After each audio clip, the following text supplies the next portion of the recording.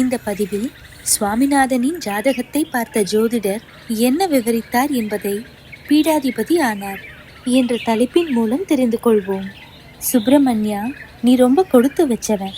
இந்த கால்கள் பெரும் தவசிகள் தேடிக்கொண்டிருக்கிற கால்கள். எந்த காலடியில அடைக்கலம் புகுந்தா நமக்கு விமோச்சனமோ அந்த கால்கள் இது. இந்த பிள்ளை உன் மூலமா வந்திருக்கிற உலகத்துக்கான பிள்ளை. நான் ஜோசியம் பார்க்கறது கடமையா செய்துட்டு வரவன். இதுவரை யார்கிட்டையும் காலனா வாங்கினதில்லை. அதனால தான் இந்த காலடி நான் பிடிச்சிக்க எனக்கு கிடைச்சிருக்கு. நான் ரொம்ப கொடுத்து வச்சவன் என்று அப்படியே சுவாமிநாதனின் காலடிகளை கட்டிக்கொண்டு கண்ணீர் விட்டார். அதன் பிறகும் சுப்பிரமணிய சாஸ்திரி சுவாமிநாதன் சந்நியாசியாக தடை சொல்வாரா என்ன? மறுநாளே மடாதிபதியை பார்த்து சம்மதம் தெரிவித்து கனத்த இதயத்தோடு அதே சமயம் பெருமிதத்தோடு சாஸ்திரிகளும் அவர் மனைவியும் சுவாமிநாதனை மடாதிபதியான 66வது பீடாதிபதியிடம் ஒப்படைத்தனர். 67வது பீடாதிபதி பட்டமேற்று சில நாட்களில் காலமாகிவிட்ட நிலையில் 68வது பீடாதிபதியாக சந்திரசேகரேந்திர சரஸ்வதி என்கிற புதிய நாமகரணத்துடன் 1907ஆம் ஆண்டு பிப்ரவரி மாதம் 13ஆம் தேதி பட்டத்துக்கு வந்தான் சுவாமிநாதன். அன்று அவன் வயது 13. இந்த 13வது பாலகன்தான் பின்னாளில் உலகமே போற்றும் பெரியவரானவர். பெரியவர் மடாதிபதியாக பொறுப்பேற்று கொண்டது கலவை என்னும் ஊரில். ஆனால் அதன் பிறகு வெகு சீக்கிரத்தில், அதாவது மே மாதமே அவர் கும்பகோணம் தலைமை பீடத்துக்கு வந்து விட்டார். இந்த காலகட்டம் நம் நாடு சுதந்திரம் பெற்றிராத ஒரு காலகட்டம். வெள்ளையர்கள் வசம் பாரத தேசமே சிக்கி திணறிக் கொண்டிருக்க ஒரு புறம் பெரிய அளவில் சுதந்திர போராட்டமும் நடந்தபடி இருந்தது.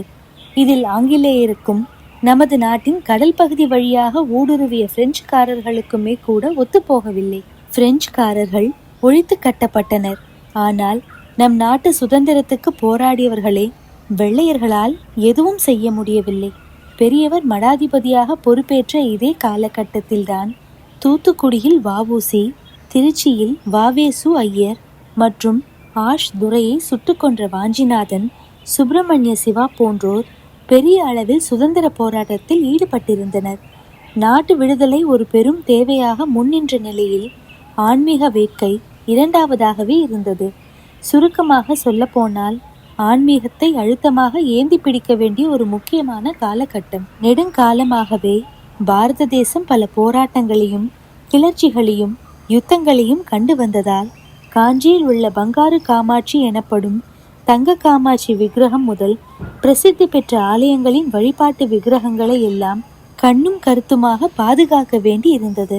இந்த காலகட்டத்தில் சற்று ஆறுதலாக திகழ்ந்தவர்கள் தஞ்சாவூரை ஆண்ட மகாராஷ்டிர மன்னரின் வம்சாவளியினர்தான். குறிப்பாக வீர சிவாஜியின் வழி வந்தவர்கள். எனவே தஞ்சை, கும்பகோணம் எனும் காவிரி தீரம் மடாதிபதிகளுக்கெல்லாம் பாதுகாப்பானதாக ஏற்ற இடமாக அமைந்தது. இதனாலேயே காஞ்சி காமகோடி மடம் கும்பகோணத்தில் தலைமை இடமாக ஆனது.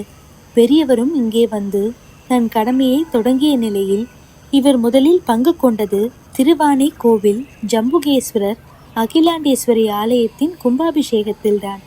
அகிலாண்டேஸ்வரி அம்மனுக்கும் காஞ்சி மடத்துக்கும் பல விதங்களில் நெருங்கிய தொடர்பு உண்டு.